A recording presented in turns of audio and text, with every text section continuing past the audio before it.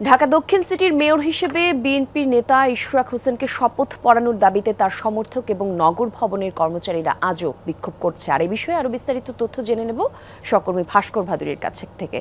ভাস্কর, বেশ কয়েকদিন ধরেই আন্দোলনে ইশরাকের কর্মী সমর্থকরা, এখনো কোনো সুরাহা হয়নি, এ বিষয়ে কি বলছেন তারা? আসলে বেশ কয়েকদিন ধরে ইশরাক হোসেনের যে সকল কর্মীরা রয়েছেন তাদের হিসেব মতে আজকে ৩৬তম দিন, এবং এই ৩৬তম দিনে এসে মোট ৩ ভাগে তারা তাদের পরিকল্পনা অনুযায়ী ভাগ হয়ে কর্মসূচি পালন করছেন। ঢাকা দক্ষিণ সিটি কর্পোরেশনের যে অফিস অর্থাৎ নগর ভবনের মূল ফটকের সামনে একটি পক্ষ অবস্থান নিয়েছেন।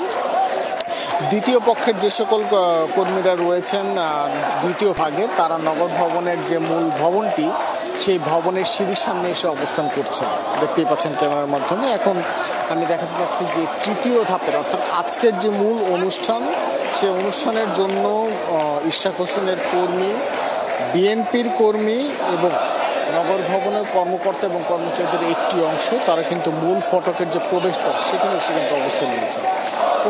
কলি তাদের সকলেরই একটি দাবি যে ষড়যন্ত্রের মাধ্যমে ইশরাক হোসেনকে শপথ করতে দেওয়া হচ্ছে না, এবং যতদিন না পর্যন্ত এই শপথ পাঠ করানো হবে ততদিন পর্যন্ত কিন্তু তাদের এই কার্যক্রম চলবে।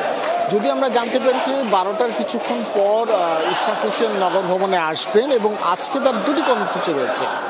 প্রথমত আন্দোলনরত নেতাকর্মীদের সাথে তিনি কথা বলবেন, এবং তার পরবর্তীতে ঢাকা দক্ষিণের উন্নয়নের জন্য যে সকল ওয়ার্ডের সচিবগণ রয়েছেন তাদের সাথে তিনি বৈঠক করবেন, এবং পরবর্তীতে বিভিন্ন ময়লা পরিষ্কার থেকে শুরু করে সিটি কর্পোরেশনের যে ভাগগুলো রয়েছে সে সকল ভাগের কর্মকর্তাদের সাথে তিনি বসবেন যে কীভাবে ঢাকা দক্ষিণ সিটি কর্পোরেশনের উন্নয়ন করা যায়।